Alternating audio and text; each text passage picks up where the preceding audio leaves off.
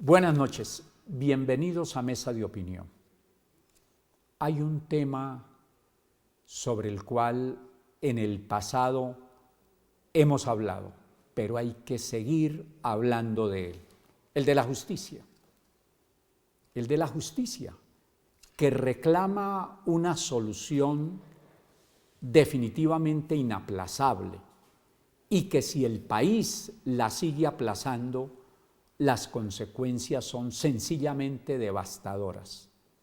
Para analizarlo, mi invitado esta noche es un penalista, un estudioso, ha escrito más de 20 libros, es una persona muy reconocida. Horacio Gómez Aristizábal. Buenas noches, bienvenido de nuevo a Mesa de Opinión.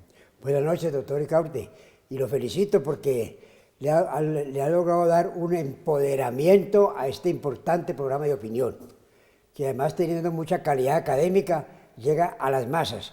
Regreso en estos días del eje cafetero, estuve por Manizales, Pereira, Armenia, hablé con multitud de gentes de la academia, del montón, gente popular, gente que aparentemente no están enterados de lo que sucede en el país, y me comentan mucho su programa, lo felicito. Muchas gracias. Definitivamente el Estado ha dejado de cumplir una de sus principales funciones, impartir justicia. De las tres ramas tradicionales del poder público, la ejecutiva, la legislativa, esa es una de las tres, la rama judicial. Desde Aristóteles está esa tridivisión que la retomó Montesquieu y que ya no responde a las necesidades del presente, porque ya lo que el Estado hace no se puede incluir en esas tres, pero menciono ese hecho para significar que es una de las principales funciones del Estado y que sin justicia pudiéramos decir, ¿para qué Estado? Empecemos por ahí. Sí, quiero agregar unos conceptos que fortalecen lo que usted opina sobre la gran prioridad que tiene la justicia en la vida de los pueblos, en todas las culturas y en todas las épocas. Y el argumento es este, que un pueblo puede vivir sin puentes, sin vías de comunicación, sin escuelas, sin puestos de salud, vivirá mal, pero vivirá. Pero sin justicia no puede vivir. Justicia es la que protege mi integridad física, mi integridad moral, mi integridad personal, mi integridad económica. Si no se me respetan esos derechos fundamentales y primarios, no se puede convivir, no se puede desarrollar ninguna otra actividad. De suerte pues que es importantísimo este tema que vamos a tratar hoy de la justicia, a veces tan menospreciado por los gobiernos y tan pospuesto como solución que se puede hacer en cualquier momento, cuando realmente cuando no hay justicia se regresa a la ley del talión, ojo por ojo y diente por diente. ¿Qué es lo que vemos frecuentemente en Colombia? El problema viene de muchos años atrás. Yo recuerdo que el presidente López intentó una reforma a la justicia en lo que llamó el pequeño congresito, donde los dos temas centrales eran justamente el de la justicia y el del ordenamiento territorial, y ambos temas están aplazados en su solución.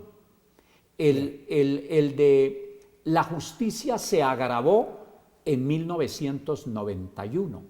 ¿Por qué?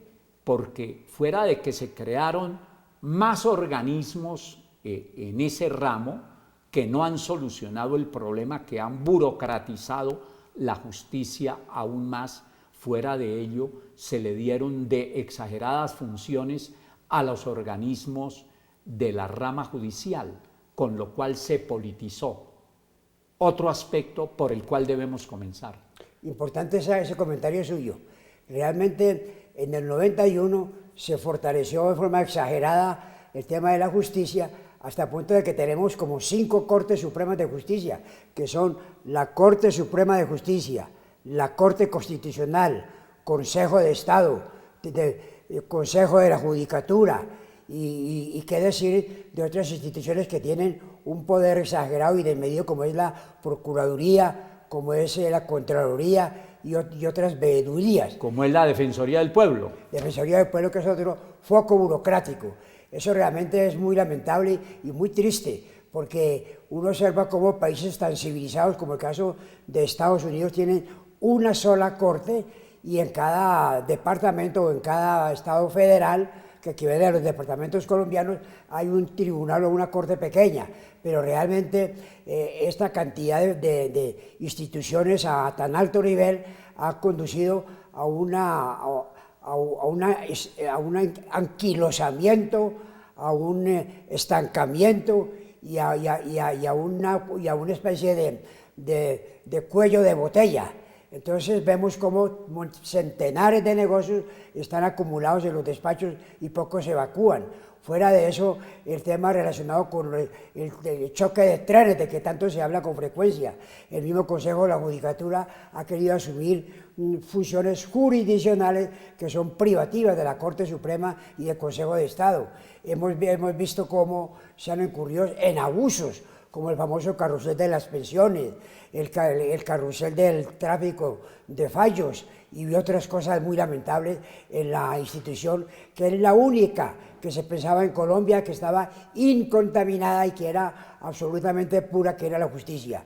Ese desprestigio, ese descrédito solamente se puede solucionar cambiando las estructuras, que son, como dijimos antes, burócratas y muy nocivas y dañinas para un desempeño rápido y ecuánime y equitativo de los graves problemas que agobian al pueblo colombiano. Usted tiene razón. En mi último libro, La Constitución, los errores del 91, la Constitución descuartizada, yo analizo ese tema y cuento que hay 117 magistrados de alta corte. 117. Es una de las... Suma exagerada. No, pues no tiene sentido. Casi más que parlamentarios. Sí. A ver, ¿y qué pasa allí? Que no hay suficiente unidad en la dirección de la rama judicial. En muchas ocasiones la Corte Suprema de Justicia va por un lado, la Corte Constitucional por otro lado, el Consejo de Estado por otro lado. ¿Cómo darle, ahora que el proyecto de la reforma a la justicia debe presentarse otra vez en este año porque fracasó el año pasado, cómo hacer comenzando para que haya unidad en el manejo de la justicia? Es fundamental eso que usted está diciendo, y precisamente uno de los fines de las Cortes Supremas de Justicia en todos los países del mundo, y que son no una pluralidad de instituciones divergentes que se contradicen, que se enfrentan, lo que hablan choque de los grandes poderes, por esa proliferación de instituciones en la cúpula de la justicia.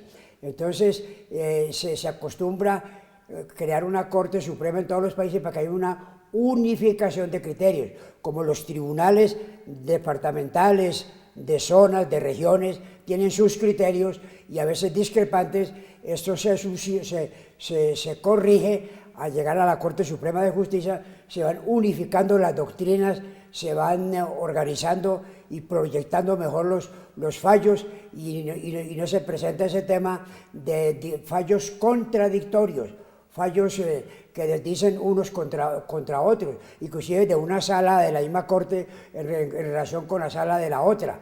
Pasó hace poco, la Corte Suprema de Justicia, Sala Penal, decía que los aforados no tenían sino una instancia, o sea, lo que llamaban fuero especial o aforados, por eso se les denomina de esa manera.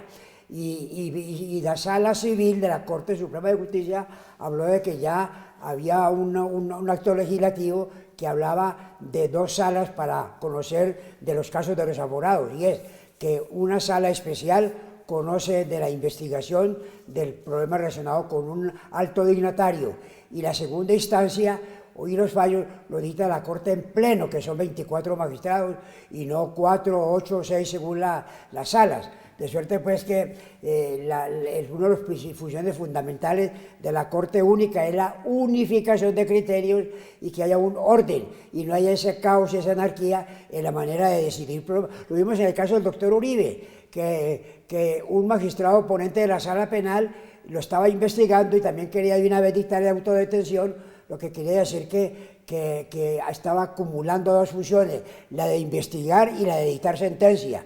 Y en Colombia la Constitución dice que hay 2 grandes poderes en el tema de la justicia, que en el campo penal, que es la Fiscalía la que investiga y la justicia ordinaria la que toma decisiones jurisdiccionales, como es privar de la libertad, dictar una autodetención, una sentencia de primera instancia. Y aquí recientemente, a finales del año pasado, se presentó esa contradicción entre la Sala Penal de la Corte y la Sala Civil de la Corte, lo que indica que hay mucho caos, que hay anarquía y que eso le quita legitimidad, prestigio y majestad a la justicia. En cuanto a la Corte Única, ella existe, por ejemplo, en Estados Unidos, y eso le daría unidad al manejo de la justicia, pero no le restaría autonomía a las distintas jurisdicciones, porque se crearía una sala contencioso-administrativa, una sala constitucional, una sala jurisdiccional de familia, laboral, penal, etc. Esa idea la tuvo incluso el actual presidente Duque. ¿Por qué se arrepintieron? No ha sido bien entendida, empezó a tener oposición.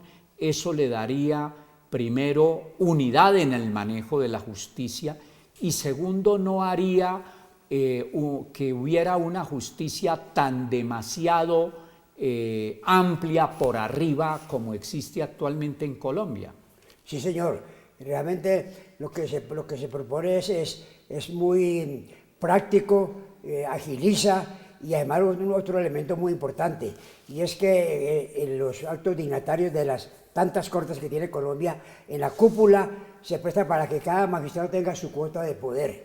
Se divide tiene un pedazo de poder, un pedazo de influencia, un pedazo de dominio, y lo utilizan para hacer cosas indebidas, como es la elección de altos dignatarios, ya que la alta corte interviene mucho en la elaboración de las ternas y en la decisión de quiénes de esas ternas deben ser escogidos.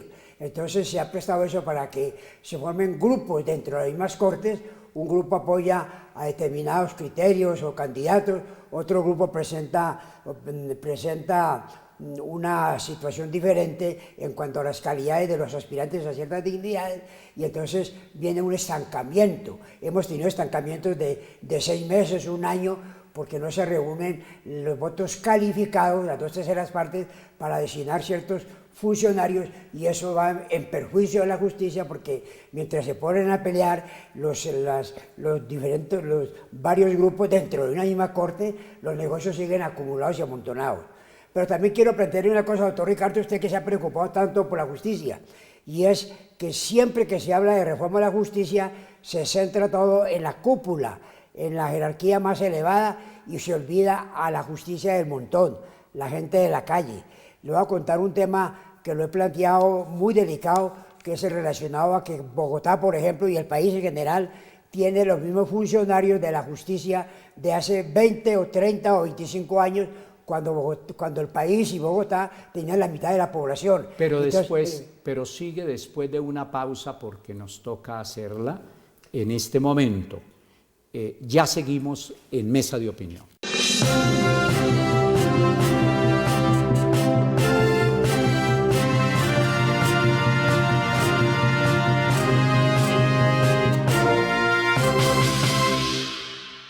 ingresamos a mesa de opinión, me encuentro con Horacio Gómez Aristizábal analizando el tema de la justicia. Y estaba diciendo usted que por los funcionarios de la rama judicial de la base son prácticamente los mismos de hace 30 años. En cambio, por arriba sí ha crecido el aparato judicial. Hipertrofia. Hay una descompensación allí. ¿Cómo corregirla? Sí, es muy grave eso. Y le cuento, la prensa nada ha dicho sobre una cosa muy dramática que estamos sufriendo los abogados, funcionarios, sobre todo la ciudadanía, desde octubre del año pasado, octubre, noviembre, diciembre, enero, 4 meses de paro judicial, que porque no les aumentan los sueldos, que porque les han asignado unos beneficios o primas y están congeladas y no se las han pagado. Lo cierto del caso es que están los despachos judiciales cerrados y el paro judicial es lo más arbitrario del mundo. Consiste en que unos sindicatos muy activistas, muy enardecidos contra el mismo Estado y contra el Poder Ejecutivo, representado por el presidente y también por la clase política, dicen que hay necesidad de que le hagan unos reajustes en sus salarios y que por lo tanto no van a despachar las demandas y van a tramitar los procesos que están en sus oficinas mientras no les arreglen una cantidad de problemas que son varios. Pero hay una orden, una norma constitucional que prohíbe los paros en cierto tipo de servicios, como es el caso de la justicia, como es el caso de los hospitales, como es el caso del ejército. ¿Qué tal pues que mañana el ejército haga una huelga y desproteja a la ciudadanía colombiana, o los hospitales no reciba a los enfermos y que se mueran en las calles? Sin embargo, hay un paro en este momento de la justicia alegando que unos funcionarios de descongestión que se han nombrado para precisamente agilizar el despacho de cantidad de problemas y expedientes, que les pagan un sueldo de 4, 5, 6 millones y que los mismos funcionarios que tienen mucha antigüedad y que tienen los negocios atiborrados de pleitos y están ganando 10 o 12 millones y que si no les nivelan el salario, que entonces no van a atender a la opinión pública, a la gente del común, al vecino de la calle del frente. De suerte pues que es muy grave esa actitud y ese desgobierno y esa falta de autoridad por parte de las jerarquías para prohibir que se produzcan este tipo de paros con grave perjuicio para la ciudadanía. Por supuesto. Y la solución es muy sencilla. La solución le hemos dado muchos abogados, que consiste en esto. Para todos los pleitos se ha asignado un procurador, que es un opinador, un asesor que ni quita ni pone, y que son unos funcionarios demasiado privilegiados porque son nombrados a dedo y que realmente no contribuyen para descongestionar la justicia. Que a esos funcionarios se les asigne también la función de ser fiscales y de ser jueces, y con eso sería un gran alivio para evacuar procesos. También se habla de que se podían crear unos funcionarios por contrato que serían catedráticos de las universidades, de las facultades de Derecho, el caso de los pensionados, el caso de algunos abogados eminentes y destacados de un antecedente intachable, que entren a dictar fallos para descongestionar la justicia, porque si no vamos a llegar a la ley de la selva. Bueno, y en cuanto respecta a los organismos que habíamos mencionado, tiene la rama judicial, hay uno que se ha criticado y que se ha combatido y que no es necesario desde que apareció en 1991, es el Consejo Superior de la Judicatura, porque es que lo que necesita la rama judicial, me parece a mí, bueno, y sobre todo le parece a muchos, es un buen gerente, un buen administrador de los intereses de la rama judicial. Cuando se acabó el Consejo Superior de la Judicatura en una reforma constitucional, pues la Corte Constitucional volvió a revivirlo mediante una sentencia que es altamente inconveniente. ¿Qué hacer para darle a la rama judicial una administración adecuada? Muy buena esa pregunta, porque un magistrado de la Corte no puede comprar escritorios, un magistrado de la Corte no puede conseguir salas para realizar las audiencias, un magistrado de la Corte no puede comprar computadores. Entonces, existen en todos los países del mundo unas oficinas importantes, pero importantes en el campo administrativo, que se encargan de proveer a los magistrados y a los jueces y a los fiscales de ciertos elementos fundamentales, como son sus computadores, sus máquinas, sus muebles, el caso de las salas, para adecuar salas, locales, en fin, todos esos son elementos desde luego importantes, y ahí hay que manejar unos dineros cuantiosos y de mucha trascendencia, pero de eso se maneja con un criterio administrativo, con un buen gerente, como dice el doctor Ricardo Telosado, y no unos empleados con categorías que de magistrados que ahora se han dedicado a asumir funciones propias de las altas cortes, y eso ha sido un dolor de cabeza, porque cada que han querido abolir ese Consejo Superior de la Judicatura, la Corte Constitucional la ha declarado inasequible y se volvieron unos funcionarios intocables.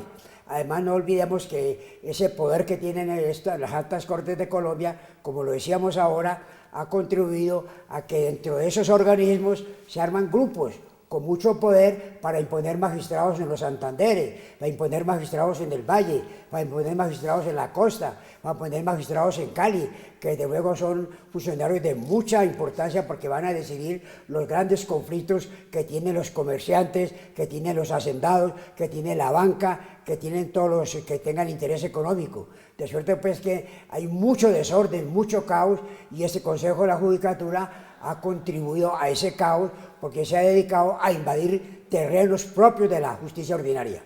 Agréguele a eso que la justicia está politizada porque a sus principales organismos le dieron demasiadas funciones electorales, y entonces los magistrados tienen que dedicar mucho tiempo a entrevistar candidatos, a reunirse con ellos, a recibirlos, y el tráfico de influencias que allí se ejerce es demasiado grande. ¿Cómo acabar con la politización de la justicia? Eso es que es grave, porque tenemos que parientes de magistrados de la Corte Suprema de Justicia son los altos funcionarios de la Fiscalía, parientes de funcionarios de la Corte Constitucional están colocados en el Consejo de Estado, se intercambian favores. Entonces, los de la Corte Suprema de Justicia nombran los familiares de la Fiscalía, y la Fiscalía a su turno nombra familiares de la Corte Suprema, y eso se ha vuelto una justicia de castas dominantes, de consanguíneos allegados a los que tienen el poder, y eso viola el principio de la igualdad ante la ley, le cierra la oportunidad a jueces, abogados, catedráticos y gente muy preparada que quiere acceder a esas altas dignidades, pero se volvió un grupo privilegiado, unas familias que se adueñan de todos los poderes. La justicia ordinaria, Consejo de Estado, el lado de Defensoría del Pueblo, todos son unos cambalaches burocráticos con perjuicio de la calidad, con perjuicio de la imparcialidad, en la honestidad y en el principio de igualdad ante la ley. Basta por colocar unos ejemplos, como el caso del fiscal general, que lo elige la Corte Suprema de Justicia, como el caso del registrador nacional, que lo eligen los presidentes de la Corte Constitucional, de la Corte Suprema de Justicia, del Consejo de Estado, y así sucesivamente podríamos citar muchos ejemplos. Y hay otro hecho bien inquietante en la rama judicial, y es que muchos de sus funcionarios, sobre todo a nivel de alta corte, prevarican porque no tienen quien los investigue en la práctica. Usted bien lo sabe, y lo sabe prácticamente todo el país, que la comisión de acusación de la Cámara es una verdadera comisión de absolución. Y entonces... Más de 200 magistrados acusados, y esos negocios llevan años y años durmiendo el sueño de los justos. ¿Cómo hacer para darle entonces, a ver, salvo el caso de Pretel, salvo el caso del cartel de La Toga, el caso del magistrado Ricaurte, no se conoce. No, bueno, pero es que esos fueron los casos que si no hubiera sido por investigación, la prensa. no, por investigación de la DEA, por investigación de Estados Unidos, no la hubiéramos sabido, y eso que ese caso ha estado como medio guardadito allí, como que al país no se le ha informado qué pasa con esa situación aberrante del cartel de La Toga. Pero digo eso para decir que, salvo casos excepcionales, a los magistrados de las Cortes no se les investiga por la razón que ya he dicho, porque la investigación real corresponde a la comisión de acusación. En el pasado se creó una comisión de aforados que también fue declarada inconstitucional con la figura de la sustitución de la Constitución por la Corte Constitucional. ¿Cómo hacer? Es la pregunta para que estos señores, por muy respetados que son, muy respetables, tengan juez real que los investigue en el campo penal, en el campo administrativo, en el campo disciplinario, en el campo fiscal. Pero le hago dos precisiones muy importantes. Sí, señor. Estamos hablando de una cantidad de instituciones de altísimo nivel en la cúpula de la justicia. Sí. Sin embargo, los dos casos más graves que ha tenido la justicia colombiana en su historia, que fue el fiscal anticorrupción y Odebrecht, se supo en Colombia por la justicia extranjera. Así es. Odebrecht fue por el caso de Brasil, que se supo y trascendió a Colombia, y entonces empezaron a investigar lo de Odebrecht, es decir, que fue la justicia extranjera y no la colombiana. Y el caso del fiscal anticorrupción fue la DEA en Miami, mediante unos movimientos muy hábiles y muy inteligentes de esa justicia altamente especializada, que se logró coger al fiscal anticorrupción con las manos en la masa. Eso de una parte. De otro lado, el problema de lo que usted acaba de plantear es que los problemas relacionados con delitos o fallas disciplinarias de los duros, no hay quien los investigue por esto. Si un magistrado de la Corte comete un delito o una infracción, el competente es el Congreso. Es decir, el Congreso puede investigar a la Corte. Y a su turno, la Corte es la que procesa a los magistrados, a los parlamentarios que cometan delitos. Entonces viene un entrecruce de intereses recíprocos. Hagámonos pasito. Pisémonos pasito a la manguera. Si usted no me investiga, yo tampoco lo investigo a usted. Y eso realmente, y con el Consejo de Estado pasa lo mismo. El Consejo de Estado puede quitarle la investidura a un parlamentario, pero a su turno el parlamentario puede acusar al consejero de Estado ante la Corte. Por eso los parlamentarios no acusan. Por eso, entonces, ¿qué pasa? Que viene un manto de impunidad, un océano de impunidad con los altos dignatarios, y se hablan de más de 200 magistrados acusados ante la Comisión del Congreso de la República, y eso tiene años y años y no camina por esa actitud perversa de la normatividad vigente. Y quiere que le diga, me corrige si no está de acuerdo, exponga todos sus criterios, porque esto es un programa de opinión y entre más en desacuerdo estemos, mucho mejor. ¿Por qué no ha habido una reforma adecuada a la justicia? ¿Por qué no se ha hecho después de tantos años? Y mencioné por eso el caso de López desde 1974, por una sencilla razón, porque se ha buscado el procedimiento equivocado para la reforma. Intentar ponerse de acuerdo con quienes tienen los privilegios para hacer la reforma, pues es una equivocación. Ese es el secreto. Porque nunca van a estar de acuerdo. Eso y mucho más, después de otra pausa, ya regresamos a Mesa de Opinión.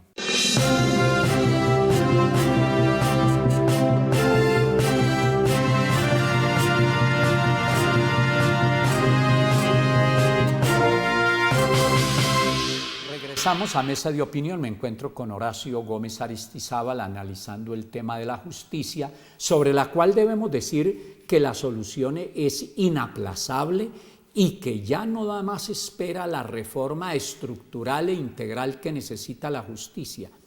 Y después de este análisis, le va a tocar concluir, doctor Horacio Gómez, que para que haya una verdadera reforma a la justicia se va a requerir una asamblea constituyente, porque el Congreso, presionado por las altas cortes, no va a hacer esa reforma. ¿Usted qué cree? Absurdo eso, ¿verdad?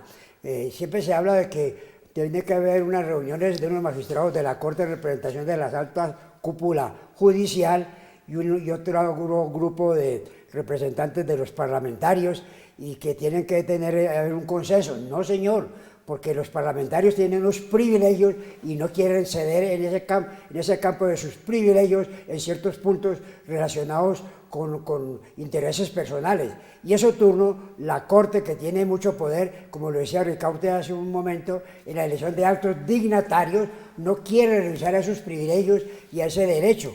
Entonces, ¿qué pasa? Que se volvió un círculo vicioso y una situación perversa poner a dos poderes, el judicial y el parlamentario o el legislativo, a que se pongan de acuerdo sobre una reforma. Realmente lo único que hace es, como veníamos comentando ahora, no nos pisemos las mangueras y ayudémonos y no cambiemos estas normas que favorecen a los parlamentarios y estas otras normas que favorecen a los funcionarios del Poder Judicial. Entonces la solución es que todo siga igual para que nadie proteste y para que nadie se sienta incómodo. De suerte pues que la única solución de la constituyente, que tiene como origen el poder del pueblo, el poder de las masas, que son las que deciden en un ambiente democrático, a ver cómo se eligen unos legisladores para esa constituyente y hacer reformas estructurales, no importa que se perjudiquen los grandes intereses de las castas dominantes, tanto en la política como en el Poder Judicial. Muy bien. Y mire, no puedo dejar de tenerlo aquí sin tocar unos temas de coyuntura que son bien importantes. ¿Qué va a pasar con el caso de Odebrecht y concretamente con el enredo que tiene el fiscal general de la Nación en ese sentido? Un tema muy difícil. Desde luego uno como ciudadano del montón no conoce a fondo el problema, pero ya hemos visto cómo muchos presidentes, acaba de caer un fiscal en el Perú por el tema de Odebrecht. Realmente no sabemos hasta dónde realmente en Colombia el fiscal actual ha intervenido con tal manera que ha favorecido los altos intereses de ciertos grupos financieros. Realmente se ha nombrado un fiscal especial, que también hay unos vacíos legales en cuanto a las funciones, en cuanto al salario, en cuanto a los asesores, a ver si se logra establecer con cierta profundidad y con cierta certeza hasta dónde Odebrecht realmente comprometió a grupos financieros para ciertos contratos y ciertas inmoralidades. Ya ha pasado en varios países. Eso es una incógnita y realmente estamos pendientes de qué va a pasar de aquí en adelante con ese fiscal ad hoc que se ha nombrado, para que haga claridad sobre la manera como se llegaron a esos contratos y sobre todo los reajustes y los sobreprecios en los contratos, con grave perjuicio de la economía colombiana. Se dice que son más de 30.000, 40.000 millones de dólares y que solamente se han descubierto 5.000 millones de dólares. Es decir, son sumas gigantescas realmente y los intereses son grandes, y vamos a ver hasta dónde Colombia tiene la suficiente personalidad de establecer de forma equitativa, de forma diáfana, de forma transparente, de forma objetiva e irrefutable quiénes son los culpables de ese desfalco tan pavoroso a las arcas nacionales. Y hay otro tema que va a tener mucha importancia y sobre el cual debemos tener los colombianos la mayor claridad posible. Es lo que va a pasar entre la jurisdicción ordinaria y la jurisdicción especial para la paz. Da la impresión hasta este momento que los avances en la jurisdicción especial para la paz son muy tenues y que se requiere una agilidad en ellos, porque de ese proceso, o mejor, de los procesos que se lleven en la Jurisdicción Especial para la Paz, dependerá en muy buena medida que haya justicia, que haya verdad, reparación a las víctimas, garantía de no repetición. ¿Su concepto en ese sentido cuál es? Un tema bien delicado ese. Eso es un hierro caliente que tiene Colombia en este momento, porque ha sido muy cuestionada esa justicia especial para la paz.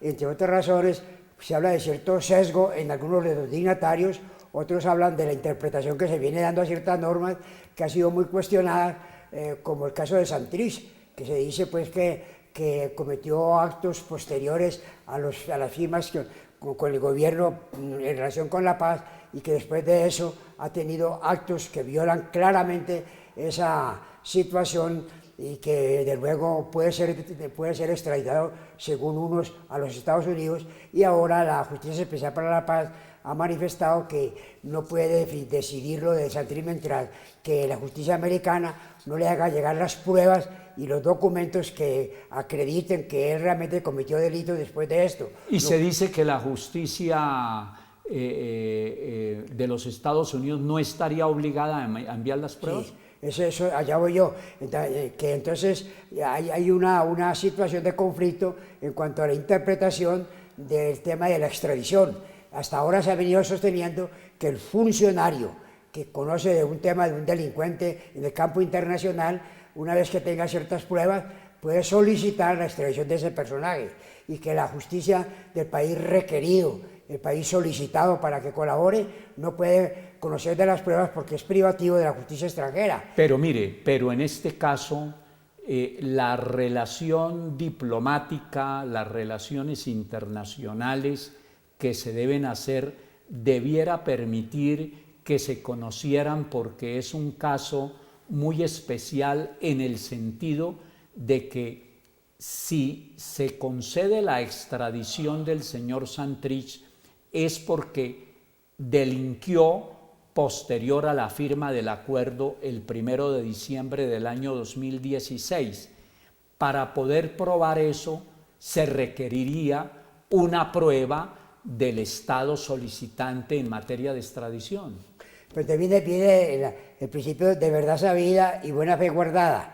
Se parte de la base de que ese funcionario extranjero ha hecho una investigación, que son funcionarios de alta categoría y que tienen un acervo probatorio que le permiten tomar esa decisión de solicitar en extradición a alguien, y que con base en eso de la verdad sabida y buena fe guardada tienen que acatarse el tema, y que solamente hay dos momentos para esa extradición, que son lo que decía la Corte, quien a su turno le pasa un concepto al Poder Ejecutivo, y el Poder Ejecutivo puede, en motu propio, aceptar o no aceptar la solicitud de extradición.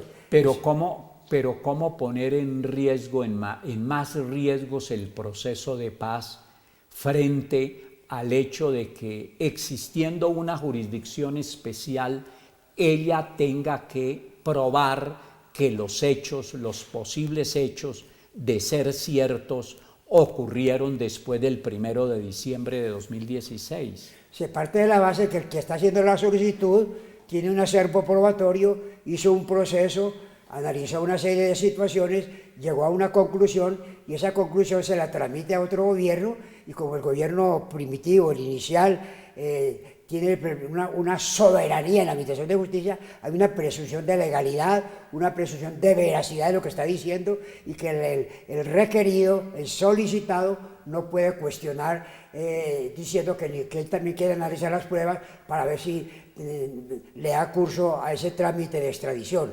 De otro lado, según la legislación colombiana, la Corte, en este caso la Corte de Justicia Especial para la Paz, daría un concepto ante el gobierno, y el gobierno tomaría una decisión en uno u otro sentido, porque la extradición, una vez se presenta la solicitud, la analiza de forma muy superficial la Corte pertinente, y le da un concepto al gobierno a favor o en contra. Si la da a favor de la extradición, el gobierno también es libre de acatar o no esa opinión de la Justicia Especial para la Paz.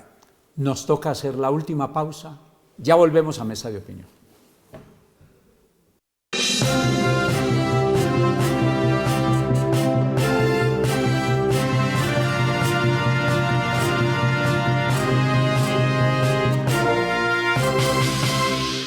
regresamos a la última parte de Mesa de Opinión.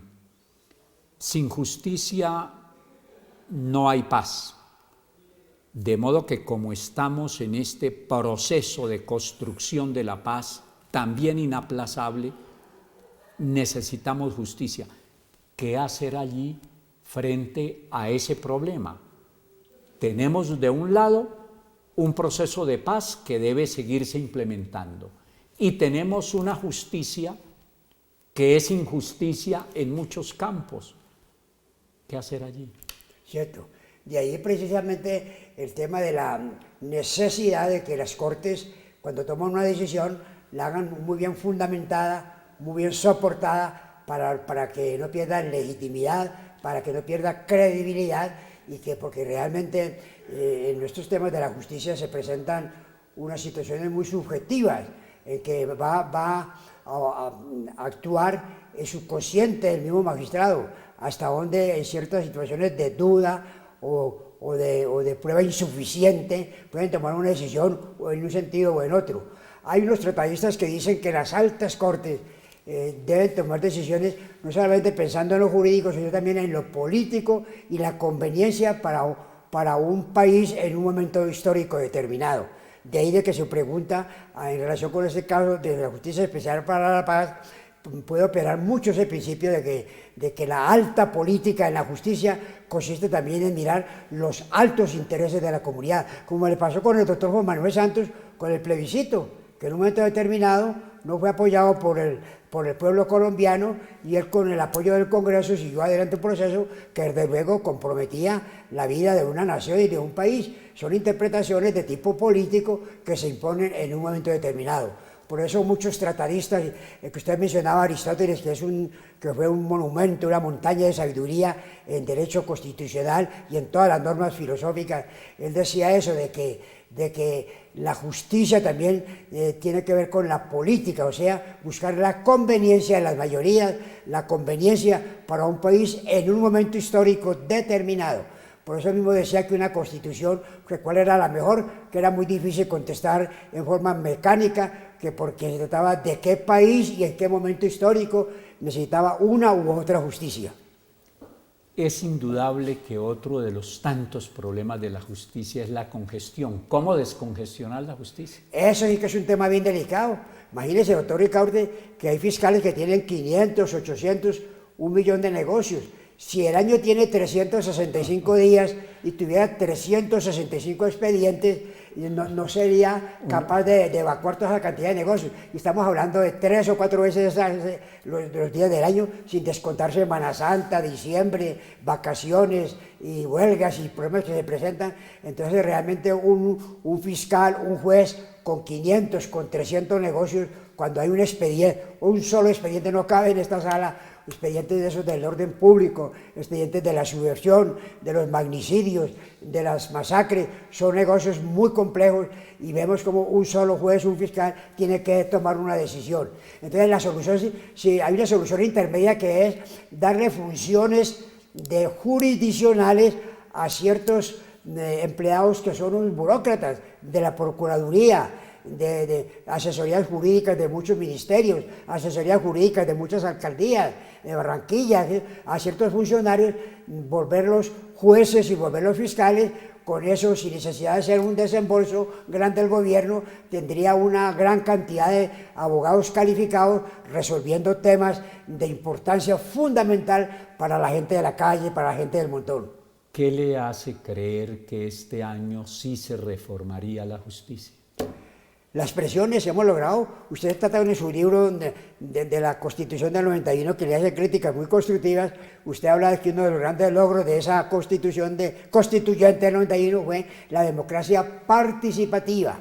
Esa democracia participativa es la que ha llevado a que haya manifestaciones multitudinarias y que hayan logrado ciertas peticiones ante los altos poderes, en el poder legislativo, ante el gobierno, el caso reciente de las huelgas de los estudiantes, que ha favorecido el aspecto financiero de la educación privada y pública en Colombia. Esa democracia participativa la vamos a tener que seguir necesitando, porque en este país, desgraciadamente, solamente a base de paros, a base de huelgas, se aceptan peticiones que son deudas deudas centenarias, deudas de justicia, deudas que debe el gobierno a ciertos sectores de la opinión, como es el tema de administrar la justicia, el tema de la salud, el tema de la educación y sobre todo, el más importante, es la convivencia que tiene que ver con la justicia.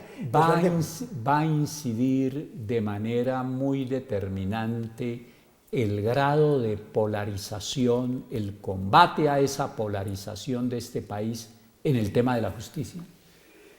Yo creo que son tan explosivos estos temas de la justicia, por ejemplo, que de octubre están cerrados los juzgados y la huelga consiste en que le ponen una cadenas y unos candados a la reja o a la puerta que da acceso a un edificio de 20 pisos donde están todos los juzgados, y si la mitad quiere trabajar, no los dejan trabajar, hay una huelga. Vemos cómo realmente eso no puede seguir indefinido.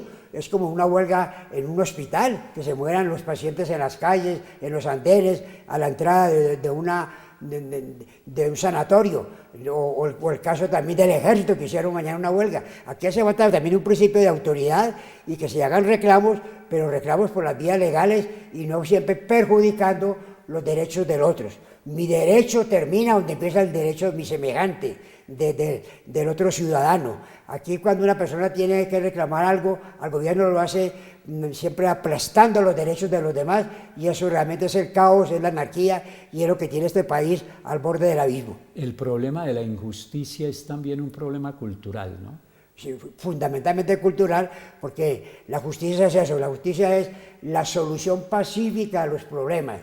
¿Qué es la ley de la selva en ciertas hordas o tribus del África o de ciertas zonas atrasadas y que siguen en un ambiente primitivo, ciertas poblaciones indígenas, en que realmente se impone la ley de la selva, la ley del más fuerte, y eso se logra acabar con la cultura de la justicia, que consiste en que un funcionario nombrado por la comunidad de grandes calidades éticas, morales y de conocimientos en el campo de la ley arregle el problema a esas hordas que se enfrentan por temas territoriales, por temas familiares, por temas económicos, por temas religiosos o por temas raciales. La justicia es cultura, la justicia es solucionar en forma armónica y adecuada los grandes exigencias que los ciudadanos hacemos todos los días, pero siempre por las vías pacíficas, y la justicia es la solución más avanzada que se ha inventado para los grandes problemas y confrontaciones de la humanidad.